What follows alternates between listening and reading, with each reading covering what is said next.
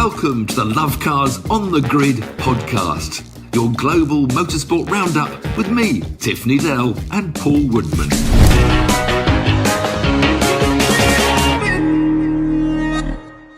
Welcome to Lovecars on the Grid, your global motorsport podcast roundup. It's a busy old weekend of motorsport. There was WEC, there was IMSA, there was WRC from Mexico, NASCAR, of course. There's always NASCAR every week, it seems. And of course, there was Formula One and Formula Two from crazy. So much action, so much to talk about. It was a brilliant weekend of motorsport. But yeah, sadly, I think we have to begin though with this news, which I've only seen on one source, but that Susie Moss, Lady Susie Moss, has passed away, which is really sad. Because I met her so many times at Goodwood, where she used to chaperone Stirling around. The older he got, she was wonderful because Stirling would stay forever, doing autographs and talking to people, and she would eventually move in and say, "Right, Stirling, that's your lot. You need to go sit down." And of course, I think the last year of Stirling's life, when nobody saw him in public at all, she was just with him at their home, and she was absolutely. And it's so tragic if she has passed away, as it would appear. They were together for 70. Over 70 years. I think they're married for 73 years or something. No, 50 years. No, because she was only 70, not even 70 years old. She's only about 68. Oh, it was 50 years together. And yeah. But just rely on me for the get the statistics. So you're always good on your stats, Paul. There you go. But she was just such a lovely. They were both a lovely couple. Stirling. I mean, I wasn't Stirling's big mate, but he'd greet me like an old friend. "Oh, Tiff, old chap, how are you?" They were just a beautiful couple. Yeah. So anyway, yes, Formula One back in Saudi. Can we start with Alonso? Dad? Oh, I don't know. I mean, I'll go through the headlines. We'll go through the detail. The headlines, anyway. I mean, Red Bull just in a different race. I mean, you've got to hand it to Adrian Newey and his entire aerodynamic crew and Red Bull. And they just made the most stunning car that is just unbeatable. It's so depressing. I tell you why I'm depressed. No, because this rubbish that what's his name? Christian Horner came out with last year. Oh, this cost cap, this whole thing going to kill us off. We're going to be half a second off with the wind tunnel deprivation. But he's still saying as the season develops, he says the others will catch us up and we won't be able to, We should commend how good they are, not be depressed at how bad. And this also, the DRS flap seems not only is their car quicker than anyone else, the DRS aerodynamics gets more gain than anyone else does when they open their flap. So they've come up with a stunning bit of kit. Brilliant. Aston Martin showed it wasn't a fluke at Bahrain. So again, we had the Alonso factor, which we'll go on to later with more elements of the Alonso race. Always good. The Mercedes boys, they do hang in there. With their cars sort of a second and a half off, it would appear at times. And yet, both George and Lewis, Lewis started on the hard tyre and dropped back a bit, didn't like that tyre. But they both just keep on at it right to the end. George is doing well, isn't he? George is really proving himself. Yeah. A disaster for Ferrari. Although Leclerc got second on the grid, they dropped back to midfield. Well, and were really poor. I would correct you. Really I would say a disaster would be like Roman Grosjean crashing into barriers and bursting into flames. I've gotten used to it. You're just saying this back to me. I think I've told you off. It's not a disaster. It's a bad day in the office. You're just saying this bad to me because I used to tick you off for using the disaster word. But you're right. Shouldn't use the disaster word. Alpine best of the rest. K-Mag got some points. The headline for K-Mag. And a miserable weekend for McLaren. Again, as the car seems to be on the pace, they both look like they could have got in. Well, in fact, Piastri did get into Q3. But Lando clipped the wall in the apex of the last corner, so he damaged himself and didn't make Q2. And then, of course, in the race, Piastri got his wing knocked off on the opening lap, and he ended up in the pit. So they had a miserable time. But it ended up really the star of the whole Saudi weekend was, of course, yet again. The FIA! Yes, where would we be without the FIA? Oh, my God. That's farcical. Honestly, it's farcical. They must sit in the airport lounge on the way home and say, let's just rewrite that rule, shall we? Because we made a bit of a cock-up on that. Let's just rewrite that rule. It's unbelievable. Unreal. So it was the those of you who pace don't car that know- got me. Well, which one are we going to talk about Well, first? I'm going to talk bloody about pit first stop. the Alonso thing. Well, go on, let's go pace car. Let's go pace car. Pace car, the pace car. So the pace car. I mean, Lance Stroll's car was 99.5% behind the barrier. In fact, the only thing that stopped him coasting completely behind the barrier was the crane truck parked in his way. Now, this was a perfect, if you have to have a safety car, it was a virtual safety car cause at the best. And they said they were only going on the GPS positioning of Lance Stroll's car, told them it was still on the track. They're sitting in their mission bloody control with 300 screens of television cameras. You're telling me they couldn't see it was off the track? In fact, the marshals could have stayed behind the wall, grabbed the front wing and pulled it that extra 2 feet. Oh, so we had a safety. And of course, the trouble is on Twitter that it's given all the bloody anti-Max, anti-Red Bull people massive fuel to say it was deliberately done. I mean, of course, it wasn't deliberately done, you idiots. Of course, it's not. There's no conspiracy theory. They're just they're consistently bad. They're consistently awful. Actually, it's not conspiracy. Well, they're just terrified of not using their rule book correctly. Everywhere they go, the rule book must be ruled, But I mean, it didn't affect the race that much. It helped Max get to second, but I think Max would have got to second place in any case. He would have done. In fact, of course, it lost Perez quite a big lead. So if anything, it was almost Red Bull suffered slightly on one half with Perez by backing him up to Alonso than it did to. Yeah, so it wasn't a conspiracy, everybody. It was just a really crap decision by whoever pulled the safety car. And then we go to the pit lane. So Alonso had already got done for parking out of space. Why he parked out of space, I have no idea.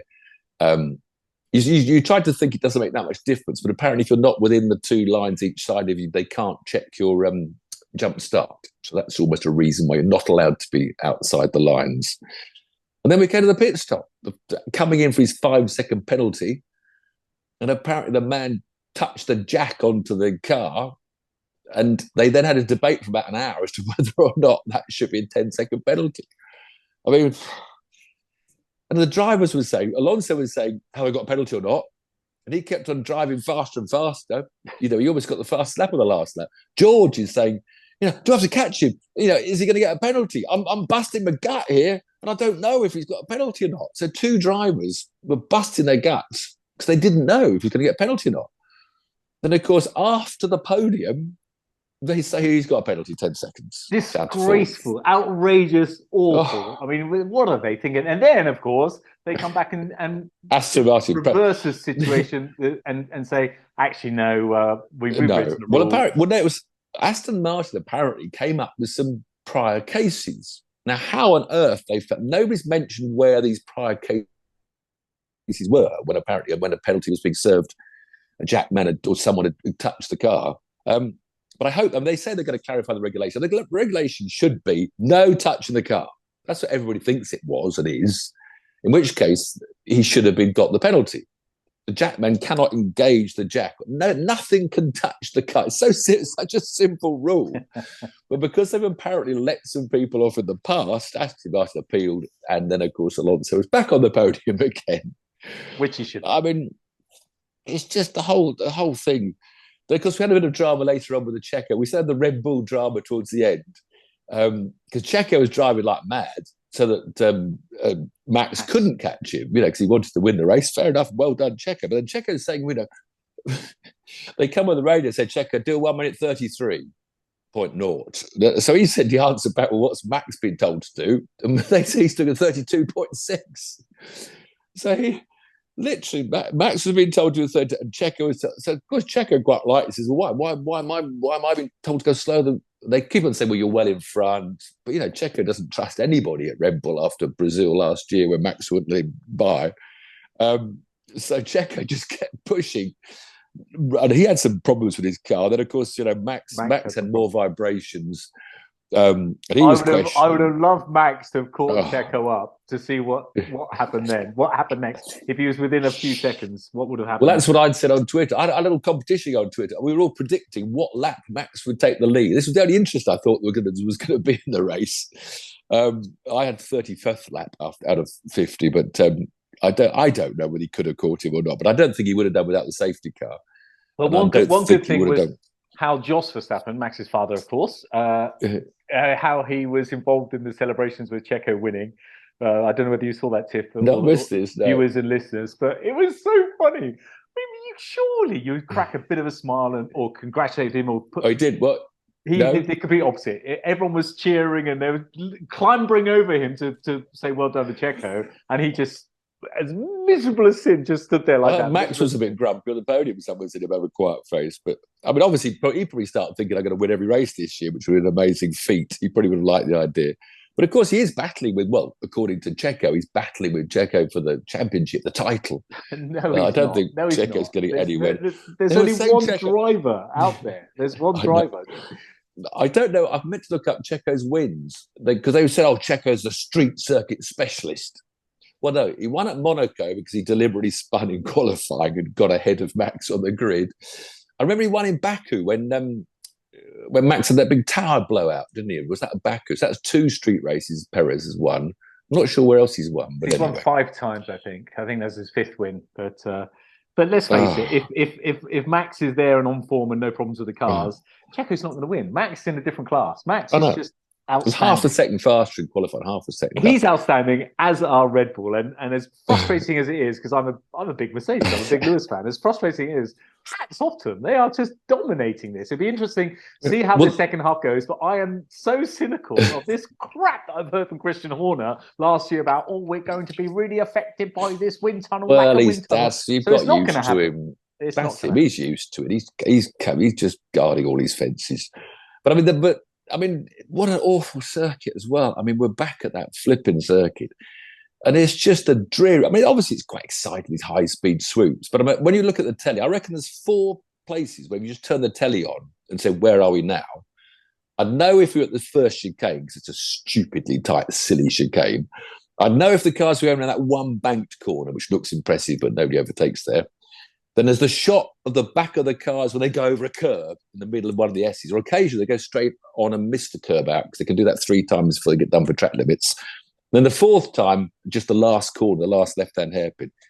And it's just a dull thing to watch. Nobody was there. No spectators there. No big crowd.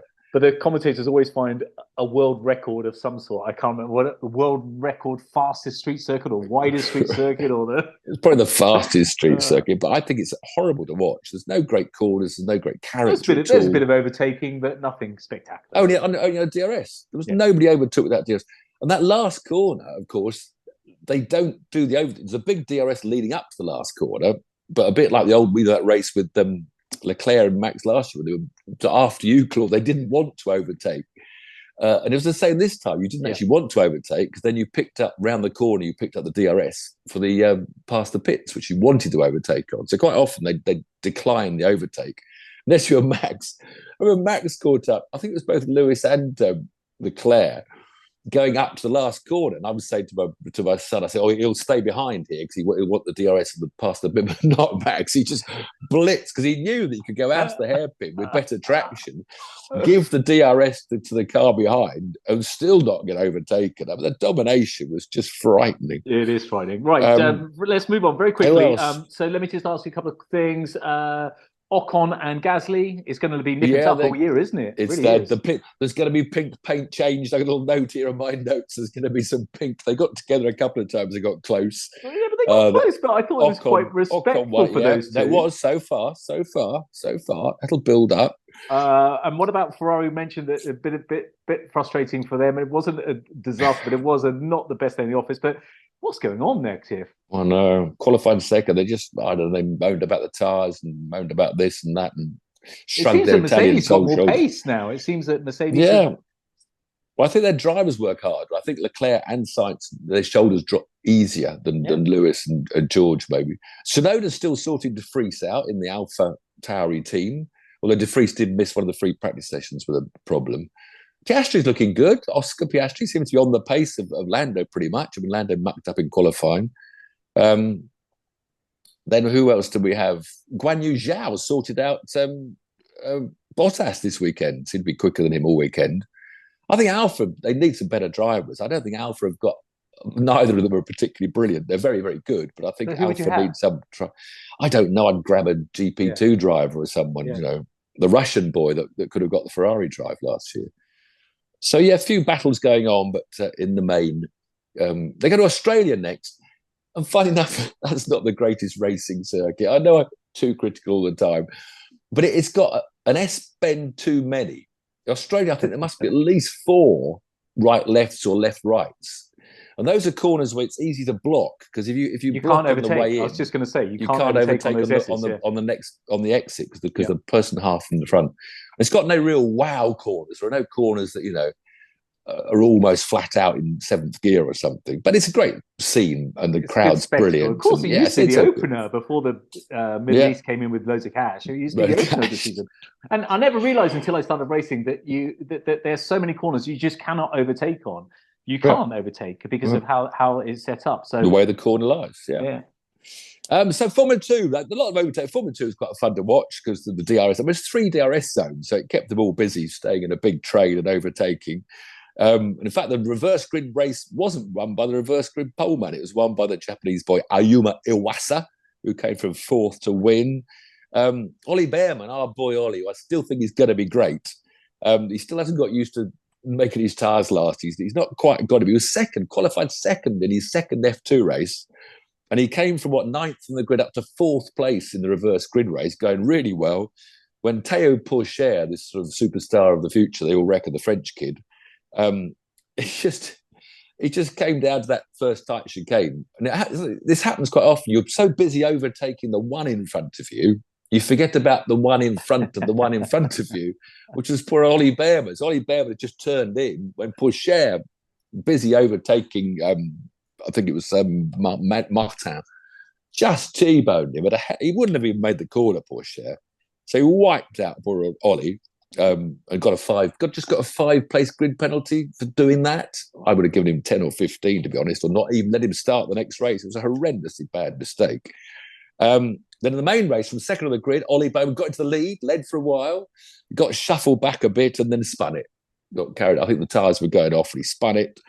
And then even the poleman, Victor Martins from pole, who actually got up from 10th to 2nd of the sprint. Brilliant job. Martins, another big name. Martins looks good.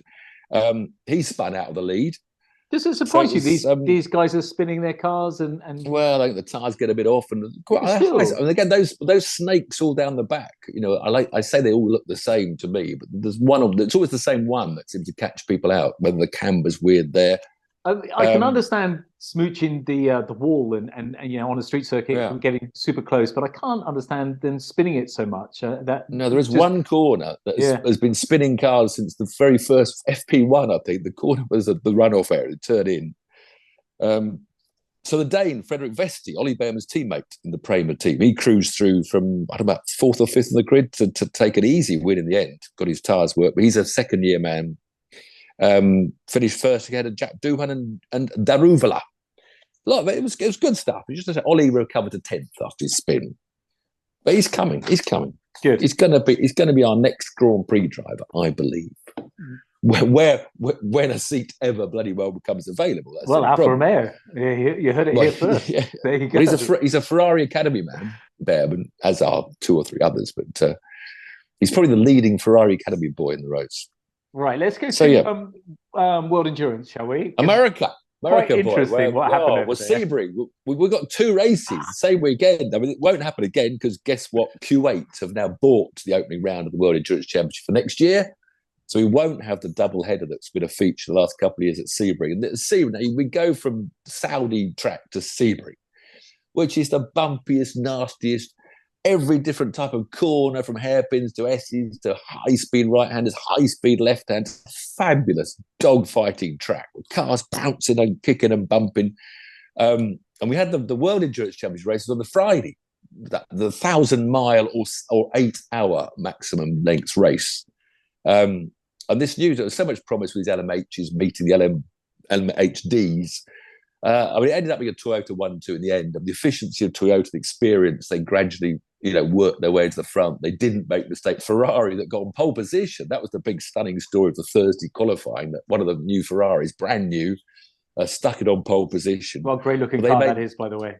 Oh, isn't it good? Yeah. But they made error after error in the pits, and the drivers went over white lines, and so they kept having little penalties and gradually fell back to finish third, a couple of laps down, I think, in the end. But wonderful to see them. In fourth place, the fastest, the new LMDH, the Daytona hybrids. With Brits, Alan Lynn and Richard Westbrook, always big up for the Brits. They finished fourth overall, along with their Kiwi team at Earl Bamber, who beat Porsche to 5th and 6th in the LMDH. And of course, the people say, "Oh, Toyota just winning again."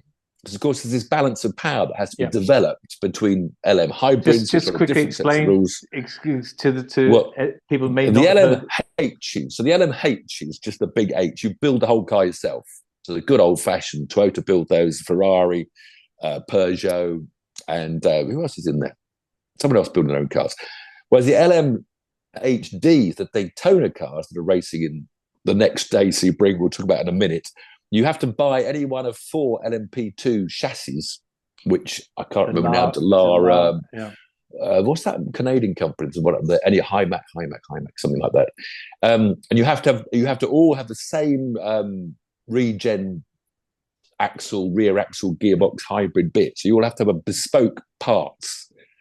So what's going to happen? People are moaning that the Toyota's still too far ahead, and obviously they're not going to give the LMHDs an advantage in round one and let them blow Toyota away. So obviously, they're a bit second rate at the moment, the LMDHs. So they'll be given a bit more as races go on, and I think this future is going to be absolutely brilliant. But mentioning Peugeot, one of the LMHs, the originals that raced last season, which I call the ugly duckling with no rear wing, which I keep on saying will never work. Weird looking Batmobile thing, which obviously the computer geeks love it because it's weird, whereas you and me traditionalists love the Ferrari for its smooth, slender, gorgeous looks. But the Peugeot was just rubbish around the bumps. So a lot of people blame the circuit for Peugeot's demise, because apparently the Peugeot without the little rear wing on the back has got more underbody ground effect downforce, which of course, as soon as you muck about with the ride heights, doesn't work. So it's what Formula One does. You have to have billion tables, smooth tracks everywhere for Formula One. You put a few bumps in, you've got to get the grinder out overnight, haven't you? I've seen that many Grand Prix, smoothing the bumps out. And I'm saying put more bumps in. I mean, that's the challenge, to have a car that can take over bumps and smooth, take on the rough and the smooth. But the Peugeot, I don't think they finished. They finished way down the list, and just had gearbox troubles, all sorts of problems. No joy for the 2 privateers. Of course, there's the little Van Wall. The name of Van Wall returned to world motorsport racing with Jacques Villeneuve as one of the drivers.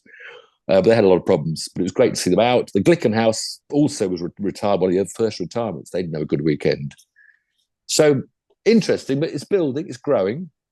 LMP2, we had a win. LMP2 class was won by Will Stevens, was part of the crowd, British driver.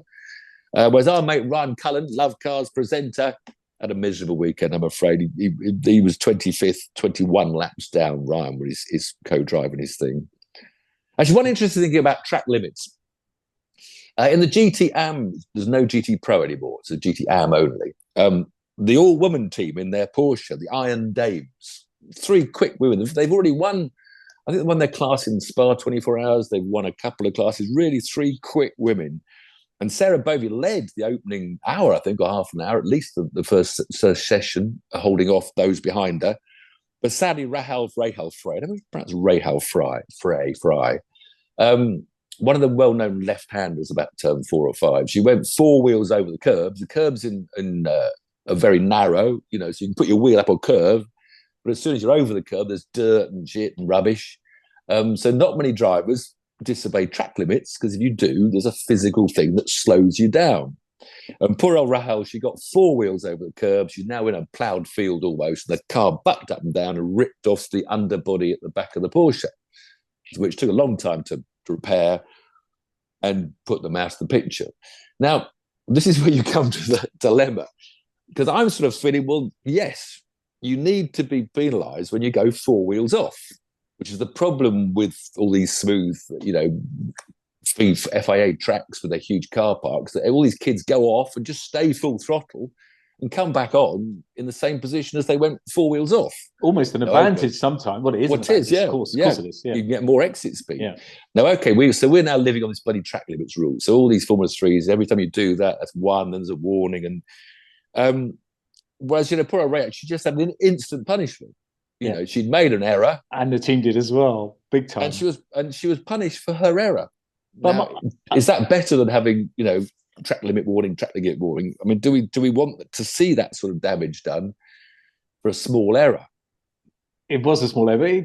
I mean, does this make me a bad person? Because at Silverstone, when I was racing there, we had a 2-car breakaway. And so at Croft, I just went flat at Croft because I knew that I've got so much room. So it was worth me doing that and getting a warning. It was worth me doing that. Does that make me a bad person? I did it once, yeah. No. So just to get that gap, because once you get the gap in catering racing, you're away. But, well, I wasn't because I crashed. Well, at least now in qualifying at the British tracks, you get pinged for the qualifying lap, don't you? But in the old, I remember Matt Needell in the touring car. They were allowed one track limit in qualifying, one. So he did all of qualifying within the bounds, and on his last lap with new tyres, went into Copse flat out, completely went wide at Copse. He was way off from where you should be, and got pole position. Yeah. So now at least they're doing it every lap. If you take the piss, you're going to lose that lap time. Should she be penalised? Should she be? Yes, she should. I think, in my opinion, it's tough, and I'd love to see the ladies do well. I know Sarah. I'd love to see the ladies do well, but for anybody, but it's such a good track, and drivers, they weren't going off. If you've got 2 wheels outside the curb, there was dust and muck flying, and the cars are bucking out. It restricted them, and it's just such a great racing track. Have you raced there, Tiff? No, sad. I've driven around it many times. And there were some big shunts there. They haven't got much runoff, but they seem to have got very good tyre walls. They've got tyre walls that haven't got the sort of conveyor belt flat side. There's just a lump of tyres. And it does roll the cars over a few times, but it seems to really dissipate the energy when they go into them. And they don't seem to have any really nasty crashes. So I don't know. But I mean, I just love watching the cars around Sebring. I love seeing a bit of dust. They get over the edge of the curb, and because it makes you, as a spectator, that they're almost on the limit. You see the one, oh gosh. Whereas watching the boys just go over a curb into a car park and back on again, it doesn't make you go, oh gosh, that was nearly a crash. But that's why the street circuits are so good, Formula One, because then you realise how good they are. Those boys, they're kissing the walls every single lap after the lap. Tyres are going. You've got to count for that. So there was a safety car incident. Where was that, Tiff? Where did you see the safety car incident? It depends which one you mean. Where a car went the up IMSA, the end of the IMSA race, the end of Sebring, the 12 hours the next day. Right. So that is, now we come to another moral dilemma. Another decision you have to make as a motorsport fan of how you want your racing to be run. Because America, of course, has always stuck to any incident, full course yellow. You all know that. That's how you enter at NASCAR, IndyCar, sports cars. So famous that Daytona 24-hour race, or the Sebring 12-hour race as this one was, they'll often end up with, 6 cars on the lead lap at the end of 24 hours. Because every 3 or 4 hours, some GT car breaks down or falls off, and it's okay, full course yellow, and then you all go back to the pits and you all catch up again. Whereas now with the sort of safety cars, we saw this happening with the World Sports Car Championship race on the Friday, that when there was a problem, they go full course yellow, and then you just have to hold the position like a virtual safety car. And I know hardly ever saw a full safety car out and bunch the field up again. Whereas at IMSA, they don't. They stick to the old-fashioned full course yellow, in you all come, change your tyres, fill up the fuel, and you all go out and line up again for another restart. So it was a pretty hectic race. Now, the LMDHs, I call them LMHDs, and the LMDHs, bloody hell, of the World Sports Car Championship, in America, they become GTPs, because that's what the Americans wanted to call them. So when they race them in their races, they're GTPs. So the same Cadillacs, BMWs, Porsches that raced in the World Endurance Championship were up the front of the field in the GTP IMSA class. And it was just it's wonderful just to watch the cars going around there. But it all came to the most dramatic conclusion, because the race ends in the dark. The 12 hours starts at like midday and goes to midnight. And there was just a whole cacophony, so many cars out on track. And the leading 3 prototypes, GTPs, were just nose to tail. with about half an hour to go. No, 15 minutes to go, I think, even less. And they caught up a pack of GT cars racing for the lead of their category. Anyway, it was who was in it? It was Matthew, the French guy, Matthew Giminet, was in the lead of the Porsche. The Portuguese driver Felipe Albuquerque in an Acura tried to get inside him going towards the corner at the same time as Giminet was moving left to get past the GT car. So that put Albuquerque on the grass. So by the time Giminet was turning through this left-hander, he got T-boned by Albuquerque. And then the third place Porsche of Felipe Nasser, he couldn't avoid it and hit his fellow Porsche dry head on. So it put out the two Porsches and Albuquerque. And not far behind, the Cadillac, driven by Brit Jack Aitken, cruised through to win, accompanied, of course, by his coach Alexander Sims, who I'm sure enjoyed 12 hours of Sebring way more than 2 seasons of Formula E. So welcome back to real racing, Alexander Sims. They shared the win with the Brazilian Pipo Derani. So a wonderful win for 2 Brits and a Brazilian. And the British driver Nick Yeloli was second in the leading BMW. And it was an LMP2 car that finished third overall. So really dramatic in the dark. Go on YouTube, go and have a look. It's all there. And it's a most crazy end to a race. But yeah, so you have to decide now whether you want. You see, I mean, that's, what we talk about that's why I'm referring it back to Formula One, because the one in Jeddah was the American system. Stroll's pulling off, full course yellow. Yeah, but that's not Formula One. We don't go under the Formula One. But as the Americans proved to us, it creates exciting finishes. Yeah. Which goes right back to Abu Dhabi. Yep. Now, obviously, that was what they did in Abu Dhabi. He was trying to do what the Americans do. He wanted to make an exciting finish. But the rule book meant, no, Mr. Massey, you're not supposed to. That's not the rule. So it's almost a decision now as we go forward in our motorsport following. Do we want to go more to American, or do we still want to have virtual safety cars and yellow flags, which nobody obeys? And I don't know. Of course they obey them. They do in Formula One anyway. They have to. Drivers don't drive. Yeah, but they don't. They didn't used to. This was the problem. This is why safety cars and virtual safety cars and keeping marshals behind posts. They don't in club racing or normal racing, but in Formula One you have to. Yeah, I agree. If you think you can get a couple extra seconds, which is an awful way to think, really, when your safety's at stake. Right, let's move on, Tiff. Let's go to Mexico for Mexico, the World Rally Championship. Great shots, films of them bouncing around the Mexican countryside.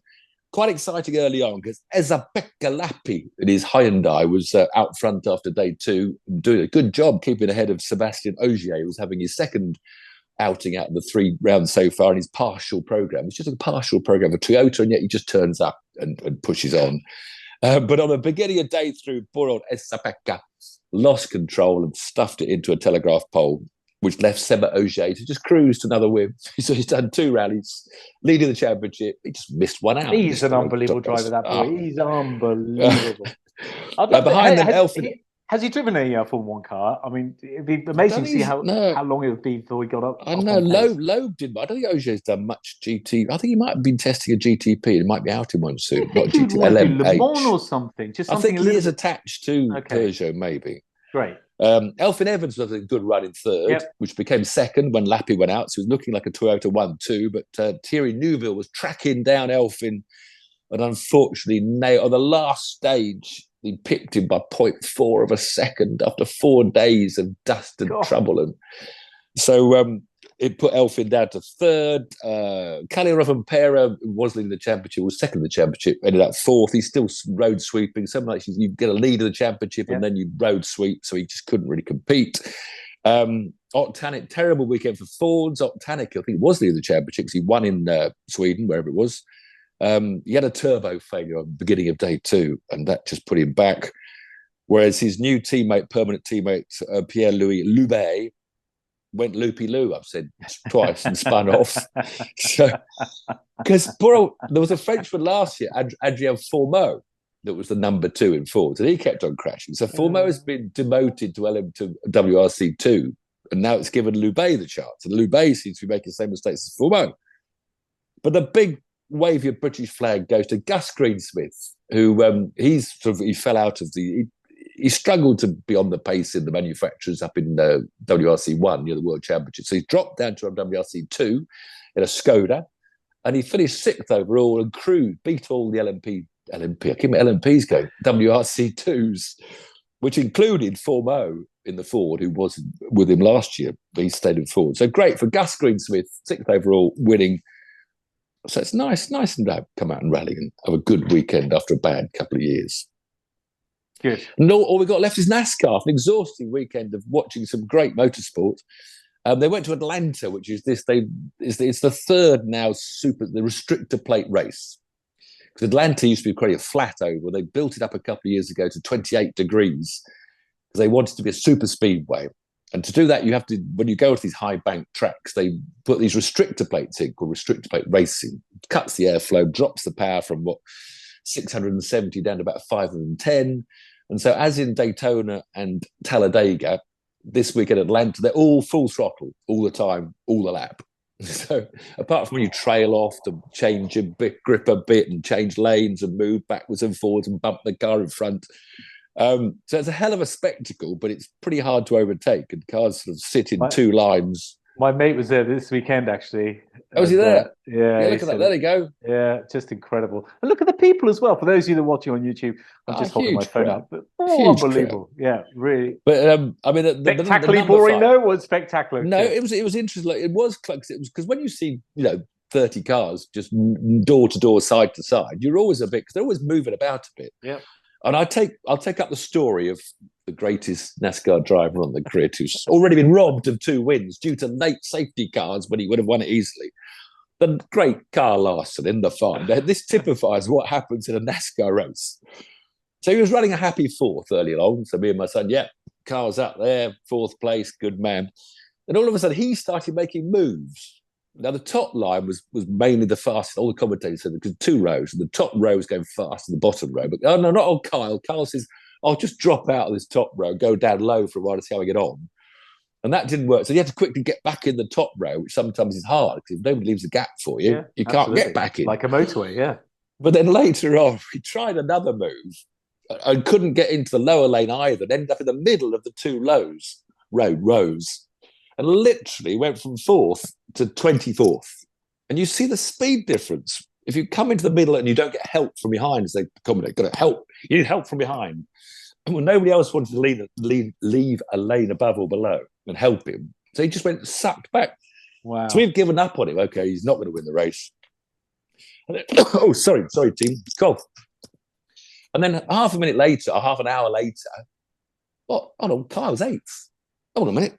Kyle's 4th, and he's just come back, worked his way through steadily. And with half an hour to go towards the end, he was running second by an Almirola, thinking, right, we're going to win this one. We've had 2 bad lucks. An Almirola in front of him blew a tyre right in front of our Kyle, wiped him out, plus several others. So it's not going to be his season, is it? The 5 failed again and left an amazing battle out front between Brad Keselowski, who wasn't a Ford factory driver, but left to set up his own team, still in Ford. Did this battle with Joey Logano. It was really good, actually, because there wasn't a crash. There wasn't a late last minute, red, white checker, red, yellow, green checker. Pace car. And just, you watch, so that both 2 lanes are doing 170, right? Well, you're out in front. So you've got not Kyle Larson, you've got Brad Keselowski in front. As the lower lane comes quicker, right, you hear the spotter going low, low, low, and down he comes to Brad. So now he blocks the lower lane. But now the lane he left begins to go faster. So the spotter's going high, high, high, high. And he literally, for 30 laps, he was doing this, just holding both lanes back. I mean, brilliant to watch. And on the last lap, Joey Logano was trying to get past him. Eventually, Joey outfoxed him and managed to get above him. So now Logano and Brad Keselowski side by side. And then the 20 car, who is it? Not Rothschild, and the 20. What's the name? I'm sure I've written it down somewhere. Christopher Bell got a great head of steam on the outside and came up and just punted Logano by about 10 miles an hour, put him enough in the lead to take the win off Keselowski, who'd done a most amazing Why would he job. do that? Is it his teammate? No, but he probably wanted to get second. You virtually, at that stage, Wow. You will, because he's a Toyota man. So he pushed a Ford past a Ford. But, he might have hoped that, someone else would have touched someone else. But it's just, but you imagine what's going on in their heads. Because Keselowski was interviewed afterwards. And he actually said, it was so great I lost, but because there wasn't a big crash because some idiot didn't, turn us all around by making a stupid move. And you just imagine the concentration at 180, 190 miles an hour, sitting in your mirrors, waiting for the boat to go low, low, low, high, high, high, low, so low, tell low, me, you've driven an oval before. Tell me, is there much to learn? I mean, surely it's just four corners, isn't it? I've driven a NASCAR around Charlotte, and it's because it was a Top Gear item. But they gave me a real quick kid as a lead car, so he gradually took me faster and faster until eventually I couldn't stay with him. It was quite embarrassing, to be honest. They're set up so when you there's no differential on liftoff, so it's a free thing. So and you're going down the straight, holding it, turning it right. So when you get to the corner, you just trail off slowly. If you shut off quickly, you'd spin because you just ease and you just bleed it into the apex off the throttle. Then you pick up the throttle again. It's a hell of a skill, and to do that, with 30 cars all around you, and then going a couple high, of big high, low, low, low, high, low. Yeah. But one leader, probably Kevin Harvick, the number 4, who was we talked about last week because he had missed out last week as well in his goodbye season. And the number 1, Ross Chastain, in the number 1 car, chasing him. He was in the lead. And he thought he got hit. And the commentators thought he hit him. But he literally was so close at 190 miles an hour that it disturbed the air of Harvick's car. And he just started and just spun in front of the whole pack. And it was just chaos. It's a different form of motorsport. And of course, now we're talking about next weekend. We finished all what happened last weekend. And we might as well stay with NASCAR because it goes to Cota and Austin, the Formula 1 track, where they have no track limits. So they just let these big brutes, they'll go wide as they want up to the walls. I'll watch that, definitely. And we've got Jenson Button and Kimi Räikkönen in that race. So, NASCAR, they look a bit lumbering around the street courses at Cota. They'll be about 30 seconds a lap slower, but probably 30 times more exciting than a Formula 1 car. So tell me, the NASCAR Atlanta, what was your Tiff-o-meter in terms of excitement out of 10? It was a solid 8 because the tension's always there in those. Tension is always there in those restrictor plate races because we still got the other one. Also this weekend, of course, MotoGP's here, so the big European race. There's no other car racing at all in Europe or anywhere that's big. At Portimao, so watching those bikes around Portimao, MotoGP, Moto2, Moto3 is going to be something to look forward to this weekend. So that's a tricky old circuit. That's a hard circuit to learn, isn't it? It's up and down, around, and blind corners that last corner on a bike. I mean, squeeze it. You come plunging down the hill into a compression. A lot of talking bikes are moaning about this aero that's spoiling them. They're employing bloody Formula 1 dynamicists. Some bikes are getting the aero right and getting advantages. Apparently, it's when the bike leans, so the side fairing is where the aero works to try and suck it down. So it's not when they're going in a straight line so much. It's as you tilt in, they're working with the shape of the side fairing to suck the bike into the track more.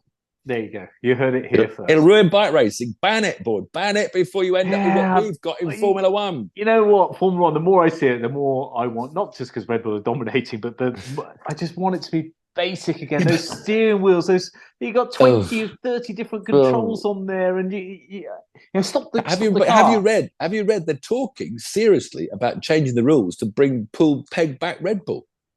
Now, I'm sorry, I know you might you cannot do that.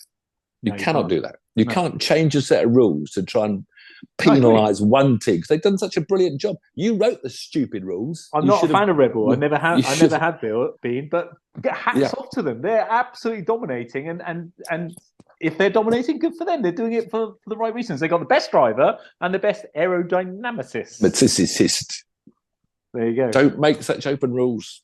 See you next week. Bye. Thanks for joining.